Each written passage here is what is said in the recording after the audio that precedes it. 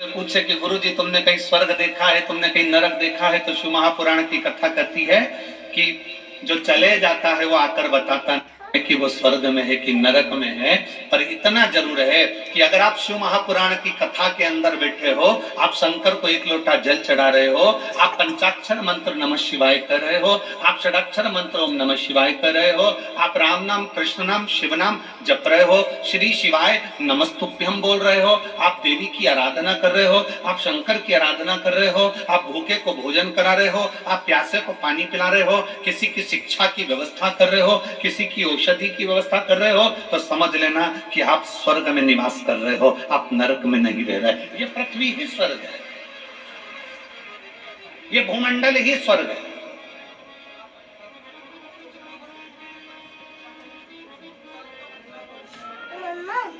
अब राजा ने सूचना कर दी कि कोई मुझे बता दे कि कब्र के अंदर होता क्या है, मरने के बाद होता क्या है, कोई मुझे सूचना दे, होता क्या?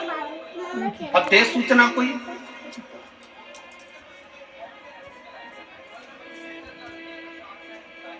एक सिर फिरा था,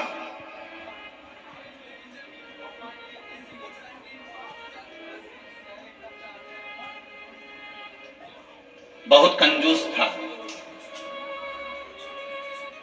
उसके मन में आया कि राजा ने सूचना दी है कि कब्र के अंदर होता क्या है, मरने के बाद होता क्या है, बताना है।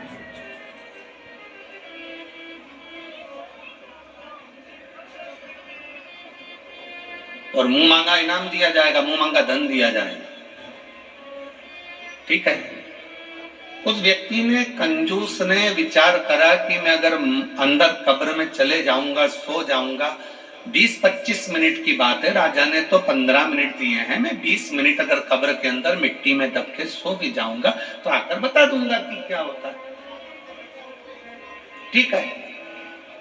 उस व्यक्ति ने राजा के पास जाकर कह दिया कि मैं कब्र के अंदर जाने को तैयार हूं, मैं मरने को तैयार हूं, मैं बताने को तैयार। राजा ने कहा ठीक है, तैयारी करो। कब्र खोदी गई, उस व्यक्ति को लेकर आ रहे थे, पीछे उसके एक भिखारी पड़ गया, भैया थोड़ा सा दान दे दो ना, भैया तुम मरने जा रहे हो, तुम कब्र में सोने जा रहे हो, ए भैया थोड़ा सा दान दे दो ना।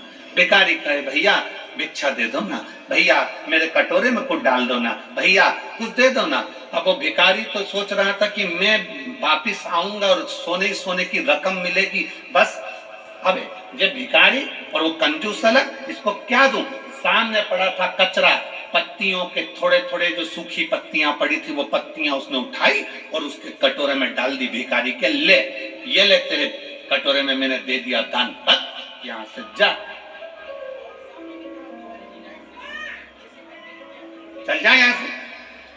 और कटोरे में वो सूखी पत्तियां, पेड़ की सूखी पत्तियां, कचरा उठाकर डाला। भिखारी कचरा लेकर चले गया। इस व्यक्ति के लिए कब्र खोदी गई, उसको अंदर सुलाया गया, उस पे मिट्टियां डाली गई, मिट्टियां डालकर पूरा की पूरा पैक करा गया। अब जितनी जितनी मिट्टी डलती जा रही थी, उतना उतना उसका मन घबराते जा रहा था कि अब तो मरना निश्चित है, अब जीवित रहूंगा ही नहीं तो बताऊंगा कैसे, धन किससे लूंगा, पैसा किससे लूंगा, मेरे तो प्राण ही चले गए।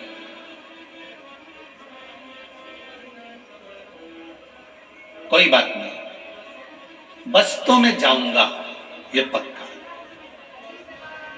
8 से 10 मिनट निकल गए, एक सांप उस कब्र के अंदर घुसने लगा। उसने मन में विचार करा कि अभी तो मैं बच भी जाता, पर अब तो पूरा ही मरा। सांप कब्र के अंदर आ रहा था और ये घबरा रहा था। इतने में इसने क्या देखा कि उस सांप को पेड़ के सूखे पत्तों ने रोक दिया। इसने देखा उस सांप को कचरे ने रोक दिया। पेड़ के सूखे पत्तों ने, कचरों ने उस सांप को रोका। सांप अंदर आने का प्रयास करता रहा, सूखे पत्ते उसको रोकते रहे, कचरा उसको रोकता रहा, सांप अंदर नहीं आया। आखिरी में पलट कर चले गया। 20 मिनट पूरे होने के बाद इसको कब्र से निकाला, राजा के दरबार में लाकर खड़ा करा। राजा ने पूछा बताओ कब्र में होता क्या है? उसने अपनी वाणी में कहा, महाराज होता बस वही है कि जीते जी जिंदगी में आप जो दान करते हो वो मरने पर भी आपके सामने आकर खड़ा हो जाता है।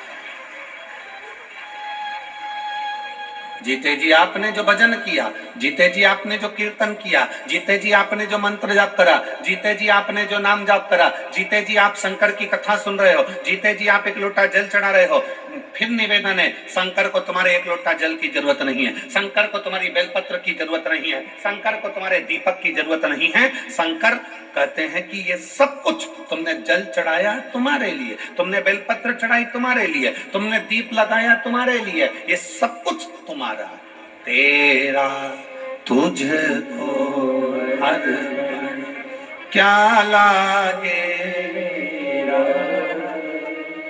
प्रभु, क्या लागे मेरा, ये मेरा कुछ भी नहीं है, जो कुछ भी है सब तुम्हारा है।